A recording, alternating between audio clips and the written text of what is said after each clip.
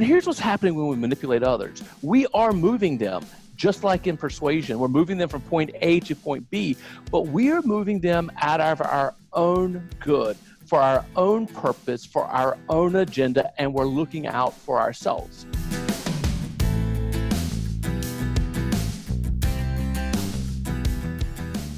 Welcome to Getting Money Right, a show dedicated to helping you achieve financial freedom through education and inspiration so that you can be free to pursue your true life's purpose.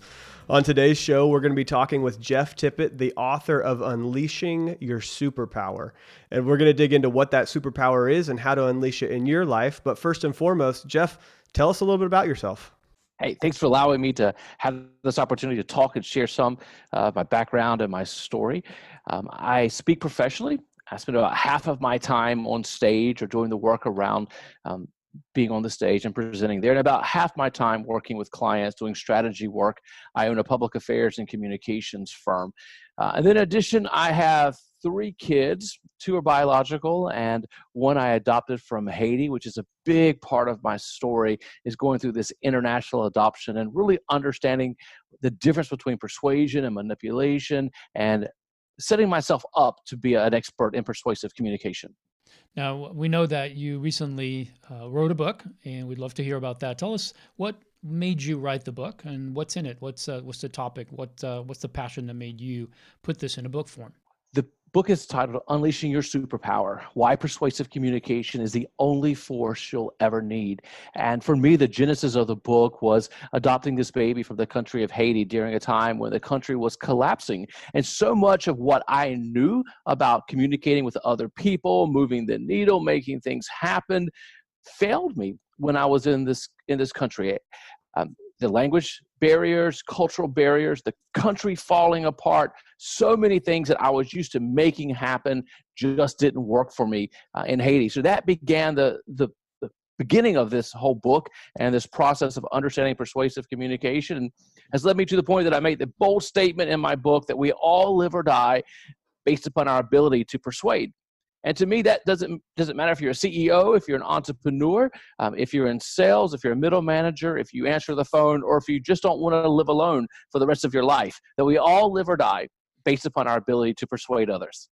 Yeah, I think that's what really interested me in having you on the show, Jeff, is A, your story, but B, this idea that communication and persuasion ties into every area of our lives. And so when we talk about our finances, you can have the best financial content in the world, you can have the best understanding of finances, know exactly what to do.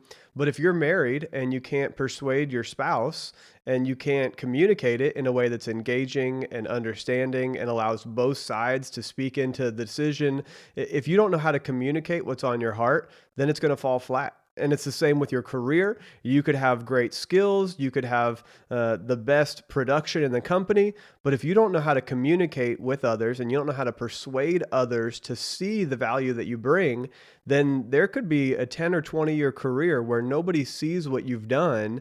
And you've been one of the all-star employees, but nobody ever saw it because you never persuaded somebody to see the value of what you bring. And so I think that this applies through our personal finances, through our careers.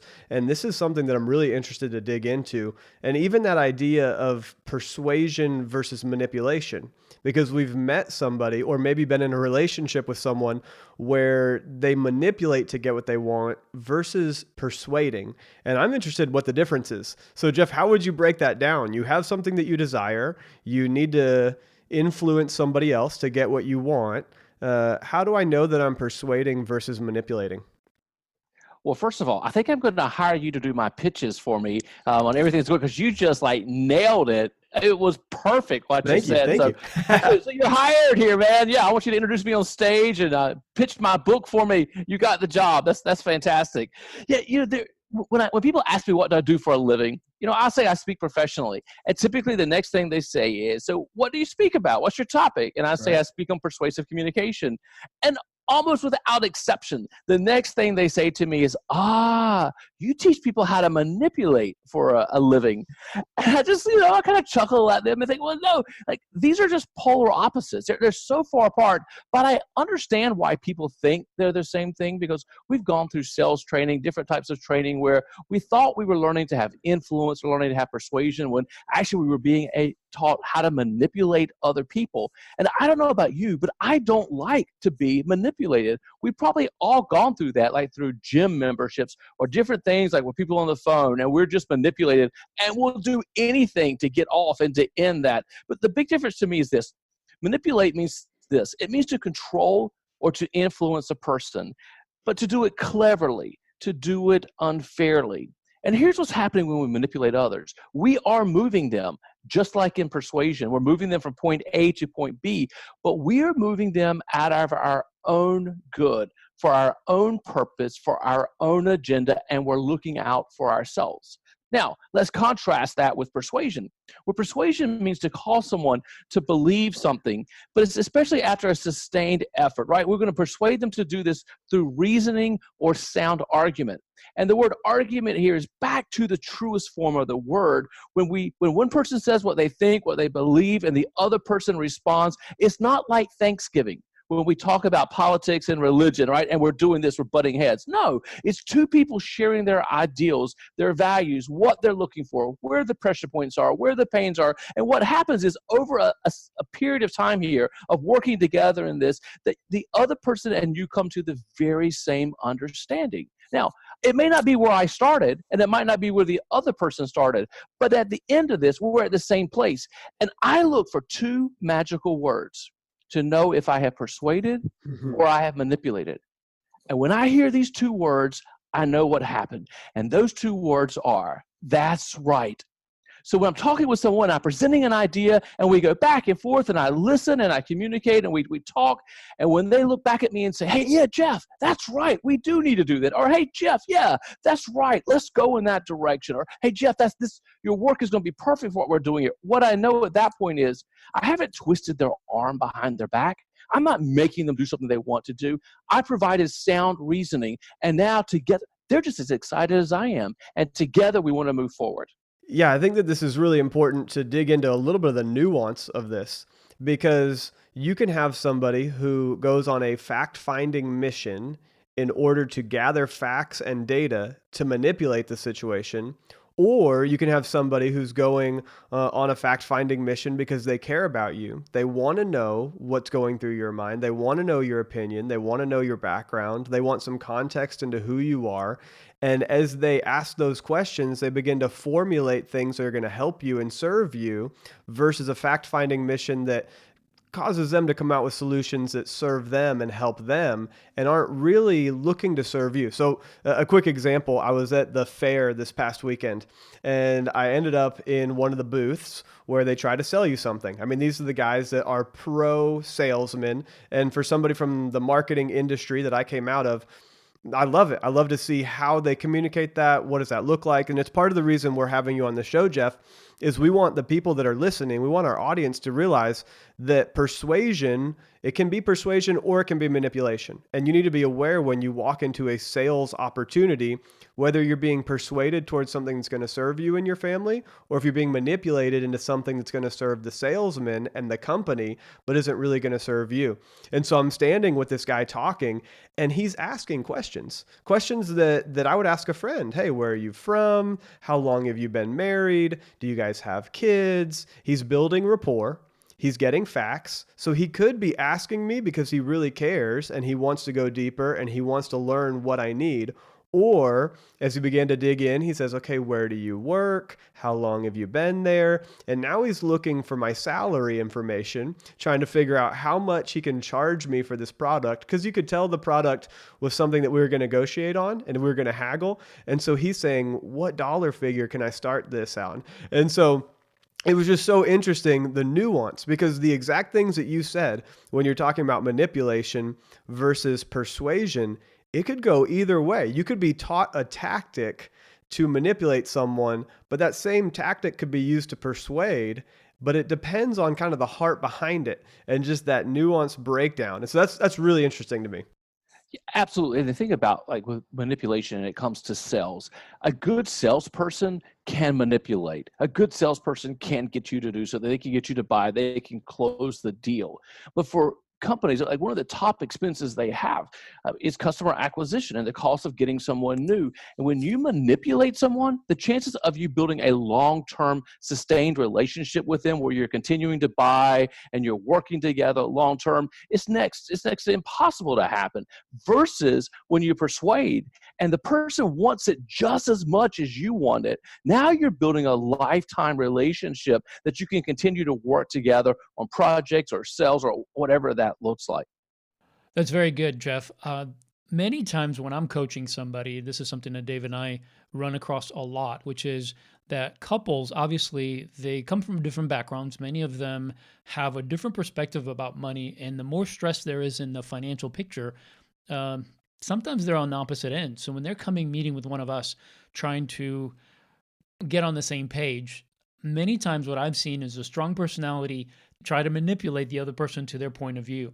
And I would love for you to be able to speak to our audience and help them to understand how can they build not toward one of them being stronger and manipulating because they're just better at it or maybe more gifted in communication, but it really even to be sensitive toward the other partner. I know I used to do this with my wife. I was so strong in being able to get my point across that many times she would try to argue with me or try to come back, and eventually she'd just give up because I was relentless. And I think sometimes I've coached guys like me, unfortunately, and that happened. So what I want to hear you maybe speak to our audience about is how can they build, what phrases, what techniques can they use to build that consensus, to have agreement, and eventually to persuade one another to the right perspective, because ultimately the good thing that's going to be good for both of them is there. They just need to find it. Can you give them some nuggets, something that they can talk about or how they can communicate so that they can bring about the right results rather than driving each other apart, or maybe one of them giving in and saying, forget it, I'm not going to win the argument, so I'm just going to go ahead and say what you want me to say and you'll do what you want to do anyway. So help them, help me. Absolutely. Let me frame it around this story. So I briefly mentioned this adoption that I went through during a time of President Aristide's government collapsing. And for the first time in my life, I had guns held at my head. I mean, imagine what you would do with a machete at your neck, or having to flee the city because of the riots that were breaking out.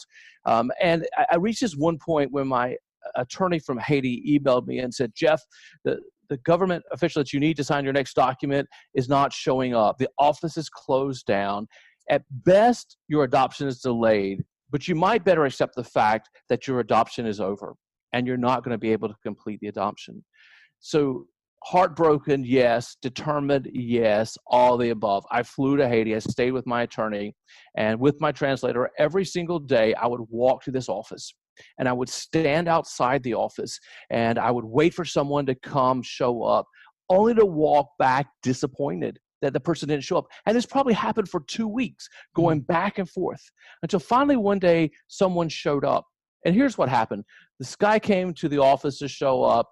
You can imagine like where I am at this point, like the emotional adrenaline that's going on, all the stuff that's happening in me, especially after 2 weeks of doing this every single day and nothing happens. So he's there, and we start the conversation through my translator. I'm using the word I, me, and my constantly.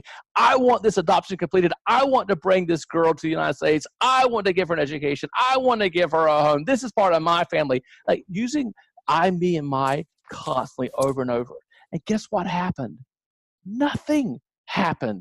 The guy didn't care. It didn't matter to him. And see, I was so used to like what you're talking about, strong arming, manipulating, pushing people, pushing the buttons, pushing the levers until I got what I wanted.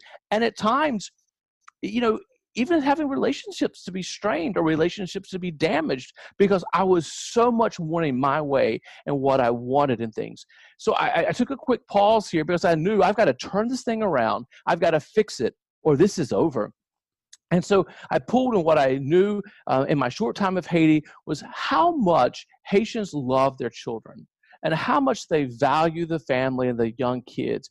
And so I turned this conversation around to this beautiful Haitian daughter who now did not have a home and didn't have a promise of love, who didn't have promise of an education, who didn't have promise of a home any longer, who didn't have promise of health care, nothing in her life. And that if he would sign this, that for this girl, she could now have this guaranteed in her life. And it was instantaneously, he turned this thing around. But what I had to do was I had to go back to what was important to him and what he valued and work from that point. And then what happened was, did I get what I want? Yes. But I also made sure that he got what he wanted. It's one of the reasons that I devoted an entire chapter in my book called Helping Others Find Their Win, So You Win. And I do believe, to your point, we have to start with a heart check. We have to check our hearts.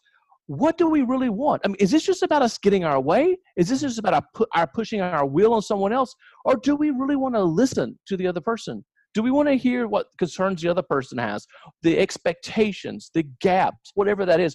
Are we willing to listen to that other person and then find the common ground to move together?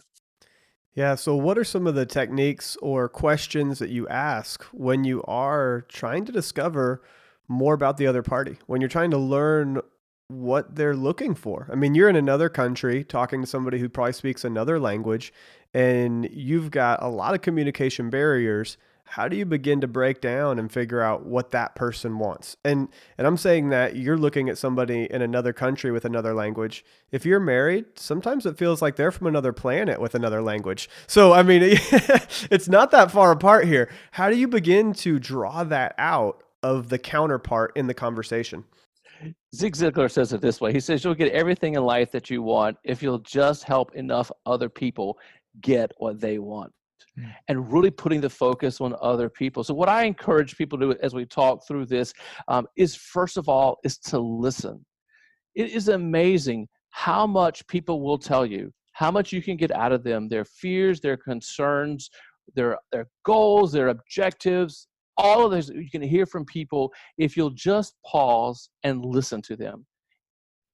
I like to talk first, right? We like to get this stuff out there like ourselves. This is what we want. We know the best way to do all this. Pause and listen. And then next thing is to ask questions and to ask clarifying questions. Now, I just got married this weekend, and I've been in a relationship for a while now. Here's the thing I know. When I'm in a relationship with my spouse can say something, and I can hear something, and what I hear is not what my spouse said whatsoever. Like something happens in this whole breakdown of communication. So I encourage people to listen and then ask clarifying questions.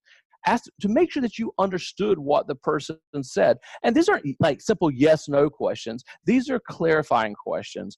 Saying things like, hey, did I hear you say this? Or can you explain more about this? And allowing the other person just to get everything that's out there, allow them to talk, share all of that. So we listen, and then we ask these clarifications. And then here's what I like to do for the third thing, the third part of this. We know what we want. Now we know what they want. And what I look for then is that Venn diagram, that overlapping area. And that's the sweet spot. That's where you can move forward. And one of the chapters of my book, I talk about binary versus non-binary options. Sometimes we think every decision is just black, white, yes or no, one or two. But sometimes through this process of listening, we can find non-binary options of ways to move forward that both people then are happy. So seeking alignment is a third part of that. Finding that common ground, that Venn area where it's what both people want.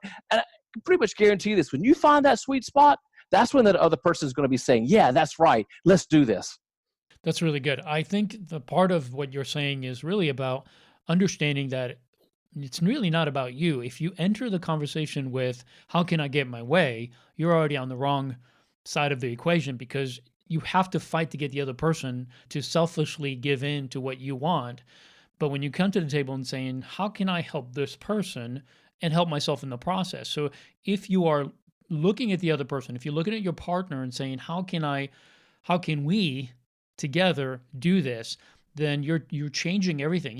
I believe even the tone of your voice, your conversation is going to be completely different if you're focusing on the other person. And the things that you just mentioned, to listen, obviously, if you're listening to somebody, it's because you care what they're saying. You're not waiting for them to finish. You're listening. What are they actually saying? And then you're asking clarifying questions to find out, okay, let me make sure I understand what this person's saying. And then last, based on what I know and what I want and what they know and what they want, how can we find common ground? And I think most couples who, especially who eventually get married, have a lot in common. They have a lot of things that they love to do together. And I think when it comes to finances, we tend to kind of have a wedge in there. You think what you think, I think what I think, but really a conversation, an open conversation where you're listening, asking clarifying questions, and then seeking alignment. These three things, I mean, I just love the way you lay that out because I believe every person that's listening to this can have a good conversation, even when it's, again, tough financial situations where they can have alignment. They can begin to put a plan in place that they both buy into, and now they can move toward that place of financial success. I agree. In fact, for me, my experience is when I find that place of alignment, that answer, that whatever that conclusion is, 9.5, 9.75, 9.9 out of 10 times, it's stronger and it's better than what I thought myself. Mm. And so I actually look for that because I do have faith that when I find that alignment, it's going to be better than what I started with, right? And the other person is going to be happy. I'm going to be happy. We're going to be stronger because we found that alignment. Yeah, I totally agree. I do want to ask you this additional question. You talk about crafting your message. How do you do that without coming to the table with a kind of a preconceived notion on what you want, and then how do you still stay open if you're crafting a message and you're trying to convince your partner or you're trying to persuade them? How do you craft that message and still stay open to their feedback, to understanding their situation, and then change that? Tell us about that. Yeah, so I think it begins with our heart and where we really are as a human being. And if our focus is on the other person, then it will all lead toward that. But it begins like going back to the earlier part of like crafting this message. Albert Einstein said it this way. He said, if you can't explain something simply, you don't know enough about it. Mm. And so oftentimes what happens is, I do a lot of policy work, do a lot of business concepts, a lot of things like in the financial space, like it's extremely complicated. Like there's all kind of nuances all over the place. And there's a lot of complexity to our language. And oftentimes what ends up happening is we can push people away because of the language. And for me, sometimes I get enthusiastic. So like I have like, it's like my head is kind of like ping pong balls. And all these ideas are popping around all over my head. They're bouncing around. And I think it's important, whether it's a financial conversation, an issue within a marriage, or whatever's going on, for me to really figure out what is it that I'm trying to say. Because I don't want to start this conversation on the wrong foot and start going down the wrong path, or start this conversation and be 15 minutes into the conversation and I'm still talking. I'm still trying to figure out what it is I'm saying. So a few steps that I encourage people to do is, first of all, like when you're facing things like this, pull aside and just begin to debrief yourself. Like figure out what is it that you're trying to say. For me, I'll often go to a whiteboard or I'll take out like a yellow legal pad and I'll get all these concepts out. I'll just write everything out, get it out there. Sometimes I'll talk into my iPhone, play things back as well. Get everything out there, debrief myself, and then figure out like where are the buckets? Like where are the areas that which this can all fit together? Another question that I ask myself and working with clients is as well, like, what problem does this solve? When I'm talking through crafting this message, what problem am I solving in this? And then begin to figure out exactly what is it, what am I trying to say? What is this fiction? What is the solution here? And then begin to distill this down into smaller bits of language that will encourage people to ask more questions. So let's reflect back. When I first started our conversation today, I mentioned, when people ask me, what do? I say I'm a professional speaker. That's all I say. I stop and I pause. And what happens? Now they say, what do you speak about?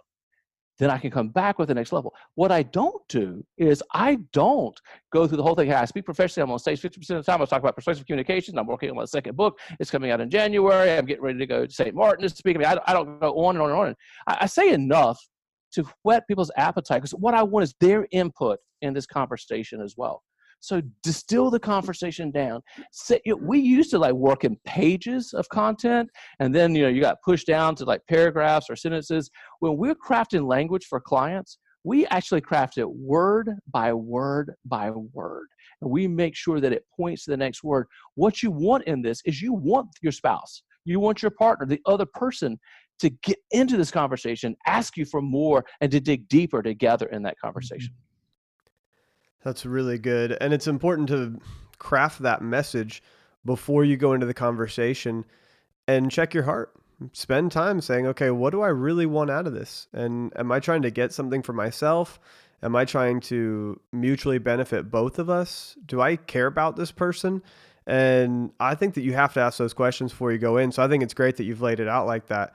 Jeff, what do you do if you're talking to somebody who you've wounded in the past, or there's been some kind of broken relationship? There's something where you injured them, not physically, but verbally, emotionally. When we talk about finances, we're looking at couples that have tens of thousands of debt. Excuse me. We're looking at couples that have tens of thousands of dollars in debt. They've made poor choices. One person has driven spending that really the family couldn't afford. And so sometimes you're coming into a situation where somebody's shut down emotionally. How do you begin that conversation again? How do you begin to draw that person out and build trust when you've lost some of that trust? My book, I finished the entire book. My publisher was reviewing it. And my publisher came back and said this. He said, Jess, you've talked about trust throughout every single chapter in your book, but you haven't spent like a whole chapter talking about it. Don't you think you should? And my response was, oh my gosh, yes, because like trust isn't an add-on chapter to my book. Trust is the cornerstone. Trust is the foundation for this whole book. And without trust, like there is no persuasion. There is nothing whatsoever without trust. That's the beginning. That's the foundation. And a few tips for developing trust in other people is being consistent, like with what we say in our actions, the things that we do, become consistent with that. Delivering as we promised can help build trust with other people as well. To your point here, to speak directly to what you just said, when things happened in the past, the third one that I offer in the book is to be open and to be authentic. And guess what? To say, hey, you know what? It's my fault. I did this. I messed this up. When I'm on stage speaking, people relate more to when I'm open and say, look, I did this and I failed miserably. It was just horrible. And when I am open with them and when I'm authentic with them, and they don't see me as this, spit shine person up on the stage, as larger than life person, but when they see that, every single day I make mistakes myself and I own those mistakes, but being open and being authentic with them. And how about this? Another one here, which is perfect what you were just asking about, is being open to feedback. Sometimes we aren't open to that feedback, right? We're just out there pushing our ideas on other people, being open to feedback from others, and even making sure that we make time for them. In the busyness of all of our schedules, pulling back so there's actually enough time to stop, to sit, and listen to them.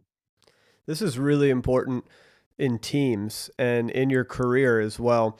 I've found this out over time working with different teams, that there is a speed to the amount you can get done to reduce the drag and the resistance of a new project or a new idea. The more trust you have within that team, the more time you've spent together, the more that you look at each other and you intuitively know that the other person cares about you, they want the best for you, they want the best for the company. When you have that trust built in, it causes the team to go further, faster, and have less cost. And whether that cost is dollars or that cost is time or that cost is just resistance and struggle, having that trust really matters. And it's something that I'm kind of a bottom line kind of guy. And I'm thinking, what's the bottom line? Let's move fast. Let's maximize this. I don't want to spend time building this long relationship to get one thing done. Let's get 10 things done and lower the amount of relationship building time and speed up the amount of production time. But really, when you start dating somebody, you've got to go deep with them. You've got to ask them questions about who they are. You've got to build relationship, build trust. When you go into a business relationship with someone, you've got to figure out who they are. And the more that you can align your beliefs with their beliefs, and the more that you can understand about them, the more that you trust them, the faster you can make a deal. And so I say that it's not about making the deal necessarily every time, but it shows the importance of that trust, that there's a value to spending some time building the relationship. If you've hurt the relationship or you've impaired the relationship in some way, going back and just like you said, apologizing and saying, look, I messed up. And I care more about this relationship than getting the deal done or than causing this production to happen. The productivity matters. The end of the day, it does matter where we're going together with our finances, but I care about you more than I care about that. And how can we build that relationship back? We put that trust back into place, and then over time, we can go somewhere together that really matters. Absolutely. In fact, that's the number one reasons that teams fail, is the inability to communicate and to communicate well with one another. Yeah, and part of that too, especially when you're dealing with teams of people, is making people feel safe within the teams, making them their ideas, their feelings, their thoughts, making them feel like that they're safe, that they're in the safe place. And you're right. I have the same tendencies. Like, I just want to get it done. Let's knock this stuff out. Let's make it happen. And we can get there, but we'll get to, I believe, a much better product, more solid product when we pull these other people along and we're moving together as a group where we want to go. All right, Jeff. Well, we're getting close to the end of the show, but I wanted to give you an opportunity. Just, is there any final comments or something that you want to touch on that's on your heart that you want to share with our listeners?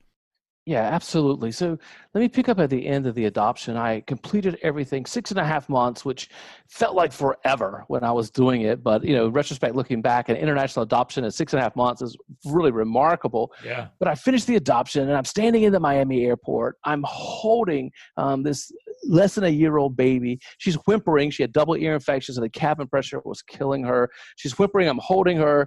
And I do feel pretty proud, to be honest. Like, I did it. I got this thing done. Here she is. I'm on U.S. soil. We're here.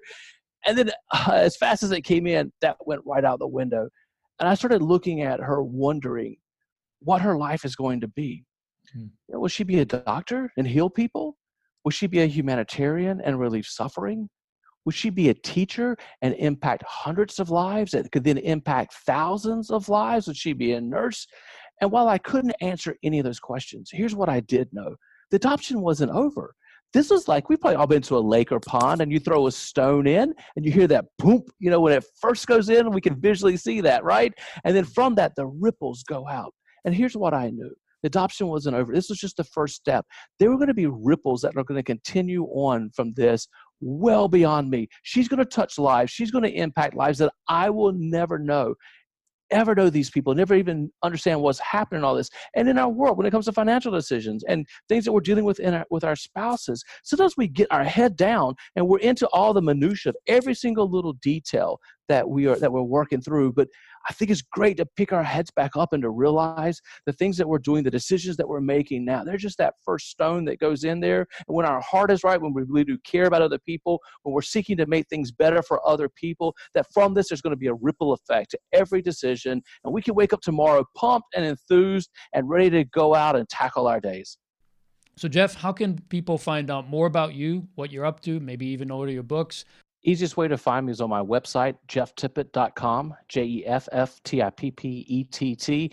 And if you get close, misspell it, doesn't even matter. I got Google ads out there in my name with all kind of misspellings. So you'll find me. Just look for me on my website. Well, Jeff, we are so grateful that you took the time to speak with us today and just share so much value to our listeners. Hopefully they'll go out and purchase your book. We'd love for them to do that. We'll put a link in our notes so that they can find that book and purchase it. And hopefully they can gain some more wisdom from the knowledge and expertise that you have in this area. So thank you so much for taking the time to be with us and offering so much value to our listeners.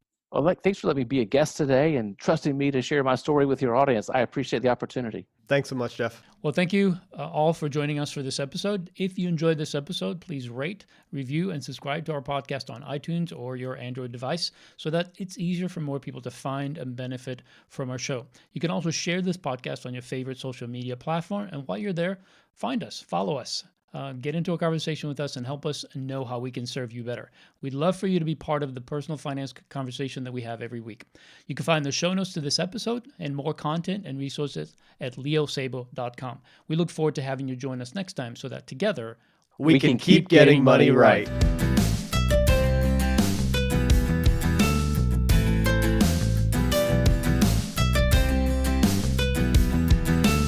I do have faith that when I find that alignment, it's going to be better than what I started with, right? And the other person is going to be happy. I'm going to be happy. We're going to be stronger because we found that alignment.